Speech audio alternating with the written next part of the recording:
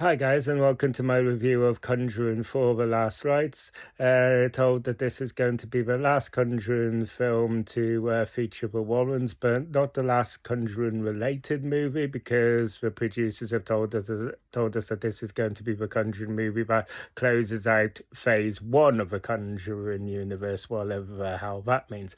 So yeah, this movie is loosely, and I mean loosely, based off a Smurl haunting. It takes place in 1986, I think it is, and it basically captures up with our protagonists, the Warrens, at a time in their life where they're really kind of ready to kind of put the lid on their ghost investigation hauntings, and they're really just kind of looking towards retirement and just looking forward to a time where they can just be a family and they can leave all of this stuff behind. Needless to say, that doesn't quite work out because they've got this last big case to investigate of this suspected demonic possession. And yeah, so this is directed by the same person who given us the last Conjuring film, The Devil Made Me Do It. He also directed The Nun 2 and The Curse of La Llorona. And honestly, it feels like the fact that the company have stuck with this director seems a bit of an odd choice, considering the general consensus that those movies are kind of a significant step down from what this franchise started out with, where we got what James Wan was giving us. And that and I feel very much in that camp as well. I thought The Devil Made Me Do It was okay. I thought The Nun 2 was okay, but they are definitely significant, obviously, step downs, as I think all of the movies and spin-offs in this franchise have been. The Conjuring and Conjuring 2 are the two standouts in this franchise, and James Wan's directional talents are just kind of a significant part of that.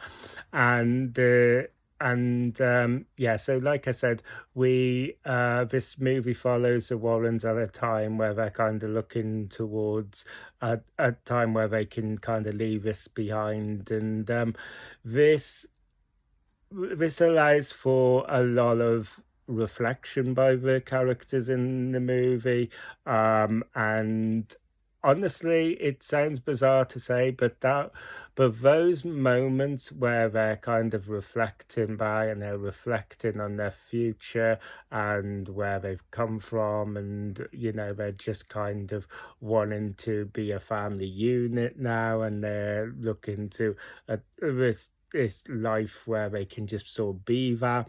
All of that sort of stuff I found really much more engaging than all of the spookier stuff going on.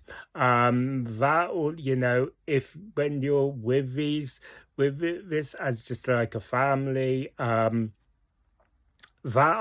of that I find really engaging, and I could have easily watched like a 90-minute version of that. But and that's kind of one of the positives I would say about this movie, but it's also kind of a criticism as well, because obviously that's not what you go for a Conjuring film for. And yeah, so when you get to all the hauntings and all the scary stuff, they just feel really kind of uninspired, similar to the Devil Made Me Do It, where there's where looking back on The Devil Made Me Do It, I could tell you what the basic concept of that movie is, and I could tell you that I kind of like appreciated that all sort of like Exorcism of Emily Rose-ish type supernatural versus science and kind of thing. But but beyond that, I honestly could not tell you anything that happens in that movie. And this kind of suffers from the same sort of thing, where it's like it's just so forgettable, and it's so uninspired, and some of it just feels so derivative as well. I mean, we get a scene in here where Lorraine Warren is the her sink gets blocked, and she's kind of, so she puts her hand down and to try and unblock it. And how many times have we seen that in movies? You know, it just feels very derivative, and it all feels again, as with was the case with The Devil Made Me Do It, it seems to be this idea of trying to replicate the type of scares and chills that James Wan delivered without fully understanding the mechanics of it all, and why those are effective. So they just feel kind of uninspired.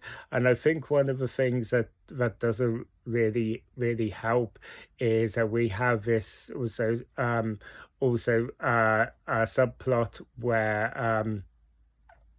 where Patrick Wilson's character uh, is again, he's suffered a heart attack, so he's not he's can't experience any like sudden scares or sudden jolts and stuff like that. And it just feels like, obviously we had this in the previous Conjuring films where Lorraine Warren was basically plagued by premonitions and dreams of of him dying. So it just felt like you were kind of recycling plot points at this point.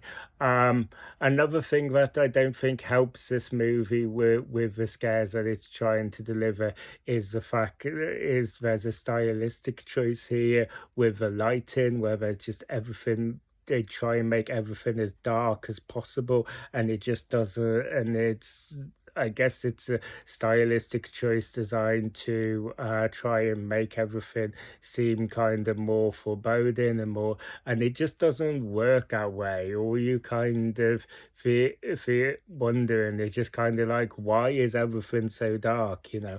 And it just, feels hard to make certain stuff out, and it just doesn't, and it just doesn't do the film any real favors.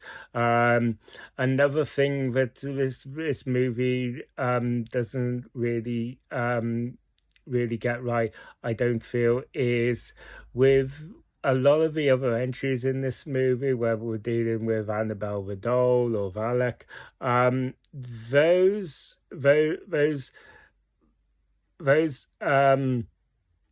those aspects were kind of like iconic aspects of it, and here you don't have any of that.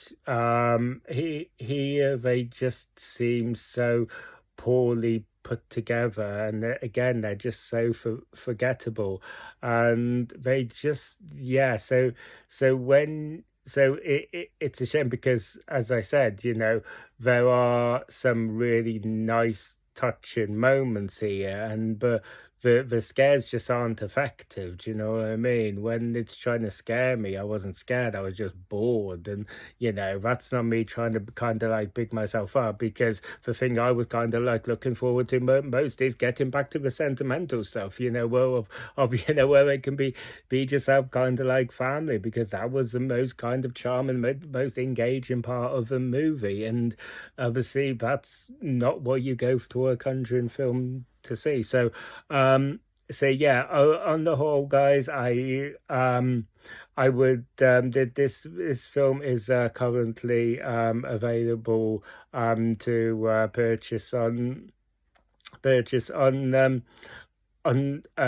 digital download.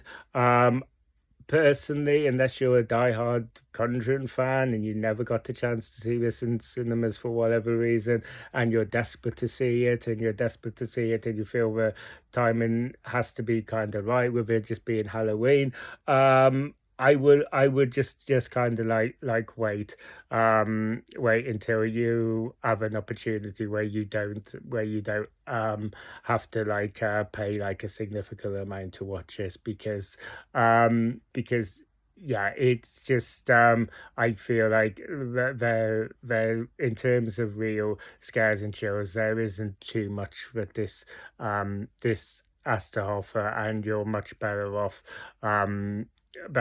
um staying at home and spending this Halloween watching The Conjuring 1 or 2, where you'll at least you're gonna get a much better result. So yeah, that concludes my review for this. Please let me know down in the comment section what your personal thoughts were.